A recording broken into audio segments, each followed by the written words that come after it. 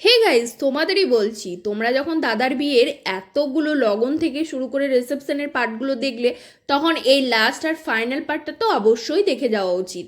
10টার খাবারটা যেমন আমার লেট হয়েছিল, তেমন দুপুরে খাওয়া দাওয়াটাও কিন্তু আমি সবার লাস্টেই খেয়েছিলাম। দাদার বিয়ে শেষ, তাই মন খারাপ হলে ননদের সঙ্গে একটু ইয়ার্কি মারছিলাম যে নেক্সট বছর ওর ভোজ খাবো। ও দই চোর বিয়ে শেষে দই চুরি করে খাচ্ছে, পালিয়ে গেল। খাওয়া দাওয়া করে নেওয়ার পর গরম লেগে গিয়েছিল বলে স্টেজের কাছে যে স্ট্যান্ড ফ্যানটা ছিল সেখানে আমরা সবাই মিলে একটু হাওয়া খাচ্ছিলাম। আর তারপরে দেখছি দাদার ভাবি ড্রোনে শুট হচ্ছিল। রেডি?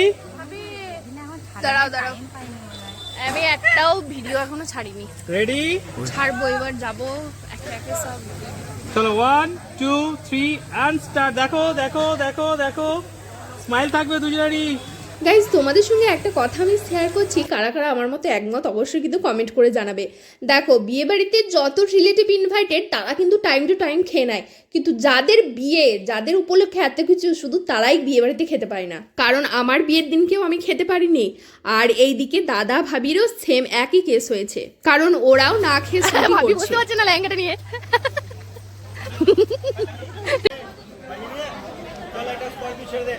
হ্যাঁ, তো গাইজ ফাইনালি দাদার বিয়ে কমপ্লিট হলো, আর এখন বিয়ে বাড়িতে দেখো পুরো খাঁ খাঁ করছে। আর বিয়ে বাড়িতে যা যা খাবার দাবার আমাদের বেঁচেছিল সেগুলো ট্রাকের মধ্যে চাপানো হচ্ছে, বাড়ি নিয়ে আসা হবে। তার সাথে জলের বোতলগুলো বেড়ে গিয়েছিল, সেগুলোকেও নিয়ে আসা হবে। ভাবি, বিয়েতে কেমন এনজয় করলে?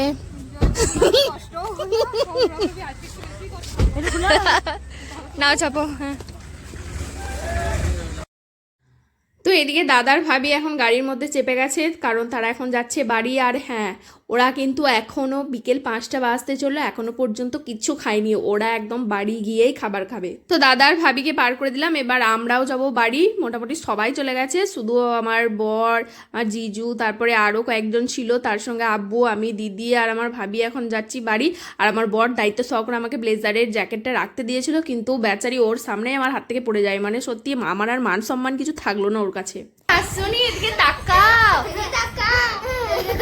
এ শোনো শোনো, তোমাকে তো আগের ভিডিওতে আমি দেখিয়েছিলাম যে এটা আমার একটা বিগ ফ্যান। হ্যাঁ, তাহলে তুমি যে আমাদের বিয়েতে এসছো সেটাও তো দেখাতে হবে, আমার বিগ ফ্যানটা এসছে। বলো তাড়াতাড়ি বলো, হাই ফ্রেন্ড, আমি আবার চলে এসেছি। তো গাইস, তোমরা কি আমার এই বিগ ফ্যানটাকে চিনতে পারছো? তোমাদের আগের ভিডিওতে দেখেছিলাম আমার আন্টিদের বাড়ির পাশেই বাড়ি। দাদার বিয়েতে আমার আন্টির সঙ্গে কিন্তু ও এসেছিল।